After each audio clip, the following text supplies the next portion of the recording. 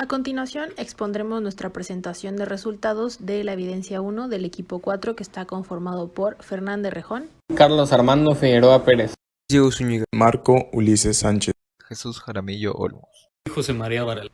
Nuestra situación problema es la siguiente. El derrame de hidrocarburos en un ducto administrado por Pemex, ubicado en Cadereyta en el 2014, provocó la contaminación del río San Juan, ocasionando daños en el ecosistema, en la calidad del agua, en la flora y en la fauna. A continuación presentaremos nuestra posible solución y también una reflexión acerca del comportamiento de los responsables de la refinería y de las autoridades correspondientes. En un derrame de petróleo los componentes principales son el agua y las moléculas del petróleo. Las moléculas del agua tienen enlaces polares debido a que su geometría molecular es angular, y debido a que contienen moléculas de hidrógeno se genera una fuerza intermolecular muy fuerte llamada puente de hidrógeno. Por el otro lado, las moléculas del petróleo, como el benceno, metano y octano, presentan enlaces no polares debido a su geometría molecular. Por lo tanto, sus fuerzas intermoleculares son de dipolo inducido, que son fuerzas de menor atracción. Al tener diferentes tipos de fuerzas intermoleculares, el agua y el petróleo no son solubles y por lo tanto son en cierta medida fáciles de separar. Para entender más las sustancias involucradas, primero tenemos al metano, el cual es un enlace covalente no polar, que es CH4, como podemos ver aquí en la foto de su estructura de Lewis, el cual tiene una geometría trigonal piramidal. Aquí en su configuración electrónica podemos ver que la suma de electrones valencias es de 8.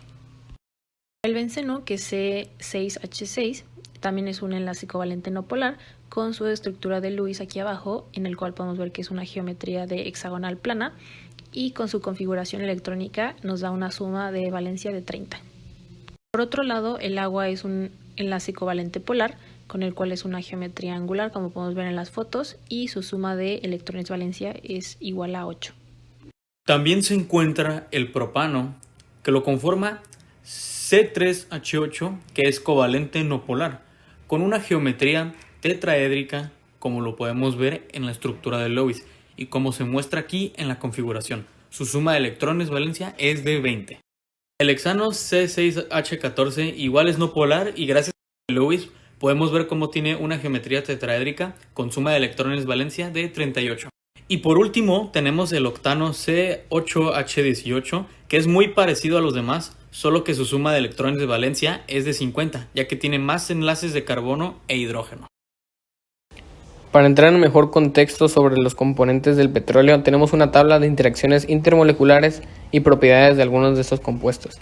Para empezar, el metano es un hidrocarburo el cual es no polar, ya que la diferencia entre la electronegatividad del hidrógeno y del carbono es prácticamente nula.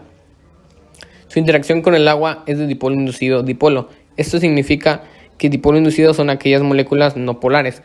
En cambio, las dipolo son aquellas que sí son polares. En este caso, el agua es una molécula polar.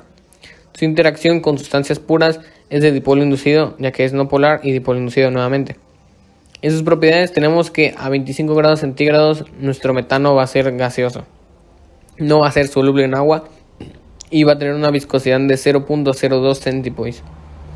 Va a tener un punto de ebullición de menos 161.5 grados centígrados, dándole la propiedad de volatilidad alta, o sea que puede ser fácil que este se evapore.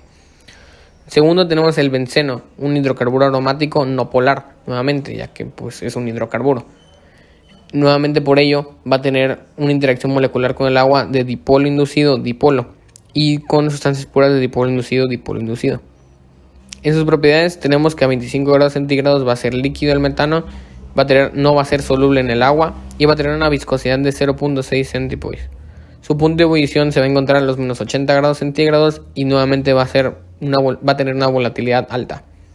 El octano, nuevamente al ser un hidrocarburo, no es una molécula polar y por ello va a ser dipolo inducido dipolo su interacción con el agua y de dipolo inducido con sustancias puras. A 25 grados centígrados también es líquido, no va a ser soluble en agua, va a tener una viscosidad de 0.6 centipoise y su punto de ebullición se va a encontrar en los menos 80 grados centígrados, dándole una volatilidad nuevamente alta. Y después, por último, tendremos el agua misma, para comparación, el cual es una molécula polar, ya que la diferencia en la electronegatividad del oxígeno y el hidrógeno es la suficiente como para catalogarla como una. Su interacción con el agua, ya que ambas son polares, va a ser de dipolo a dipolo. Pero ahora con sustancias puras va a cambiar, ya que al ser una molécula polar, pues tiene que ser de dipolo a dipolo inducido.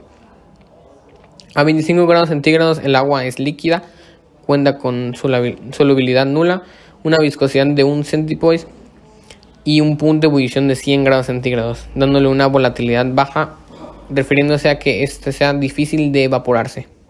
El medio caldero en cuestión se usa primordialmente para el riesgo de cultivos y para que los animales beban. Nosotros recomendamos utilizar PMC, ProWest Marine Cleaner, creado por José Rodríguez Webster.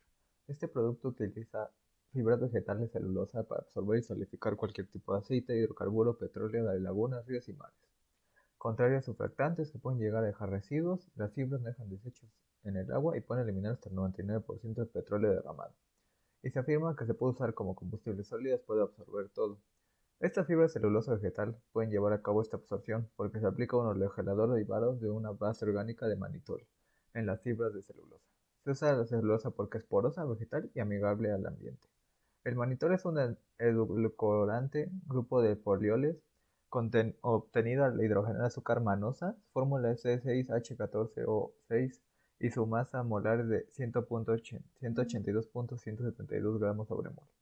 El proceso consiste en retener el derrame con mallas, luego se vierten las fibras y cuando estas forman pastillas uniformes y sólidas se extraen con otra malla similar a la de pesca. Si el derrame fue muy grande, se puede utilizar un agua. Debido a su composición química, las fibras cambian el color de los hidrocarburos a un azul, por lo que hace más fácil su identificación. Esto permitiendo que el agua, que anteriormente estaba contaminada, pueda volver a ser bebible, teniendo las características de ser inolora, insabora y sin ninguna partículas o cualquier cosa. Mi reflexión personal sobre los derrames de petróleo, con lo visto anteriormente, son las grandes consecuencias ambientales y de salud hacia los seres vivos y el ecosistema que los rodea, ya que personas como también animales pueden terminar intoxicados por las moléculas dañinas del petróleo. Además, que a la larga se ha comprobado que puede generar cáncer, entre otras enfermedades. Estos derrames afectan a las comunidades agrícolas y ganaderas, como ejemplo, que se sustentan de agua que pasa por ríos que con derrames de petróleo pueden estar contaminados. La Constitución mexicana señala que toda persona tiene derecho a un medio ambiente sano para su desarrollo y bienestar. Por lo tanto, el gobierno debe actuar de manera seria ante estas posibles afectaciones que ellos mismos o terceros generan por malas organizaciones. Lo que yo me llevo de todo esto es que el petróleo no se disuelve en el agua porque el petróleo es una molécula no polar, mientras que el agua es una molécula polar y de acuerdo a la regla general de la solubilidad, lo semejante disuelve a lo semejante. Esto quiere decir que las sustancias polares se disuelven en disolventes polares y las no polares se disuelven en disolventes no polares. Por esto no hay una atracción por parte de los dos compuestos y no se llegan a mezclar ni disolver entre ellos. Todo este problema en el impacto ambiental y social han sido negativos porque hay gente que depende de este río y esta agua. Se pueden enfermar si toman de ella, si la usan en sus productos, si la usan en todas estas cosas que se necesitan, ¿no? También los animales y la fauna que vive en el agua pueden morirse.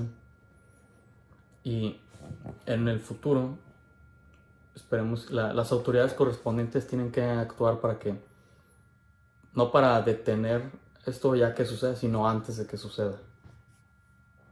Reflexión personal, creo que el uso de los combustibles fósiles está acabando con nuestro planeta con el paso del tiempo, ya que acabamos los recursos que este tiene y existe la posibilidad de tener consecuencias como la que se ha platicado en la situación problema, que son los derrames de petróleo o hidrocarburos. Pienso que la solución a futuro para el mundo y para la sociedad es el uso de las energías autorrenovables, ya sea la marítima o la eólica. También pienso que el agua debería ser un derecho para todas las personas y que no una persona tenga que salir fuera de su hogar para conseguir unos 10 litros que le duran fácil 2 días. Pienso que el Estado debe de hacer su trabajo bien y otorgar los servicios como se otorgan en las ciudades grandes. Después de haber hecho toda esta investigación sobre los derrames de petróleo, me queda muy claro que hay una escasez de planeación sobre los planes de contingencia y de acción para evitar que esto pase, como también de limpieza para cualquier tipo de cuerpo de agua con hidrocarburos. En lo personal, creo que estas empresas gubernamentales se les tiene que exigir y limpiar de manera inmediata, ya que el artículo 27 de la Constitución mexicana señala claramente que las aguas comprometidas dentro de los límites del territorio nacional son propiedad de la nación, así que tienen que hacerse responsables para evitar todos los efectos que son la muerte de flora y fauna y que evita que todo este proceso natural se lleve a cabo y al mismo tiempo garantizar el derecho a las comunidades que tienen de agua limpia y sin toxinas, ya que muchas de ellas son cancerígenas y a veces mortales.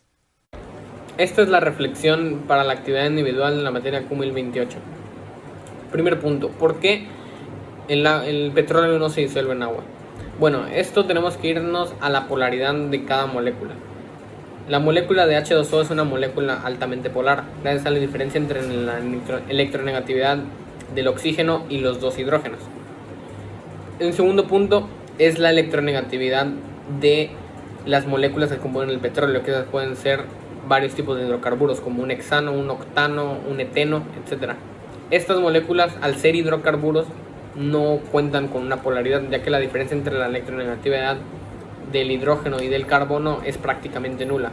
Eso hace que estas moléculas se conviertan en moléculas no polares.